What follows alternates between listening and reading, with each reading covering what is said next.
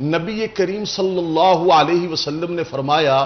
جس کے لیے دعا مانگنے کا دروازہ کھل گیا اس کے لیے اللہ کی رحمت کا دروازہ کھل گیا. سبحان اللہ. فرمایا جو بندہ دعا مانگنا شروع کر دیتا ہے اللہ اس کے لیے رحمت کا دروازہ کھول دیتا ہے. اور اللہ رب العالمین دعا مانگنے والوں کی اتنی لاج رکھتا ہے، عزت رکھتا ہے کہ نبی کریم صلی اللہ علیہ وسلم نے فرمایا، ترمذی کی حدیث ہے کہ ان ربکم تبارک و تعالی حی کریم، کہ بے شک تمہارا رب تبارک برکت والا ہے، تعالی بزرگی والا ہے، حی وہ حیا والا ہے، کریم وہ بڑا نرم ہے تمہارے اوپر، یستحیی من عبدہ اللہ کو شرم آتی ہے، حیا آتی ہے کب اپنے بندے سے،